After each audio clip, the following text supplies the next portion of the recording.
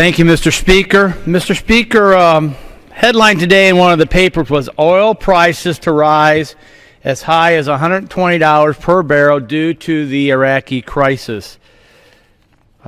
Headline a couple days ago, oil at a 3-month high on Iraq, anxiety. This brings me back to an issue that I have spoken of many times throughout the years as a member of Congress, that this nation needs to have a national energy policy. And just like you would on a good investment portfolio, a diversified energy portfolio. Now in the energy arena, I really break it into two areas: electricity generation and transportation fuels.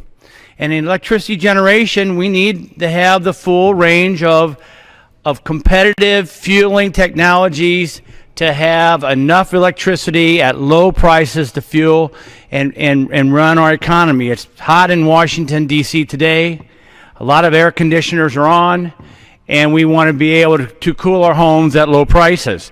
So that means having a diversified energy portfolio. Nuclear power, coal, natural gas, hydro, wind, and solar. A debate on a diversified energy portfolio doesn't put all your eggs in one basket. It allows you to have the flexibility when there is a crunch or a crisis in one or the other portfolio items. Likewise in the transportation fuel arena, especially with the crisis in Iraq. Who would have thought after all these years we would still be held hostage to high crude oil prices in an unstable region far away off our shores? Shame on us for not taking advantage of what we have locally and in the North American continent. That's why we need to continue our focus on a diversified portfolio for liquid transportation fuels based upon the premise of energy security. We should not be held hostage to countries that don't like us, who want to do us harm, who use our money to fund extremists. But here we are again in that same position. So what would a diversified liquid transportation fuel portfolio look like? Well, we know what it would look like. Let's make sure we use this new technology of fracking and take this crude oil and natural gas out of our ground and use that to fuel ourselves, not relying on other countries. Let's finish the Keystone XL pipeline from our North American neighbors, for our Canadians who are our friends and allies, who will not be an unstable regime, but would be a loyal ally as they have for years and years and years. Let's continue to move on a renewable fuel portfolio.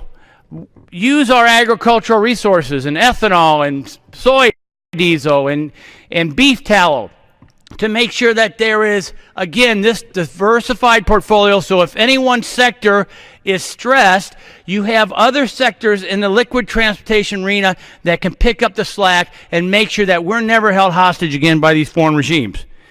It's very frustrating to go through this energy cycle where we think everything's fine, the world's at peace, and we start having these debates about shutting down this diversified portfolio, only to be reminded, like we are right now, of unstable regimes that don't like us, that when they go into crisis, we all pay. Mr. Speaker, it's time that we remember energy security means energy security in a diversified portfolio on electricity generation and liquid transportation fuels. I hope we continue to make that message as we move through the legislative calendar this year. And with that, Mr. Speaker, I yield back the balance of my time. Gentleman yields back. The chair recognizes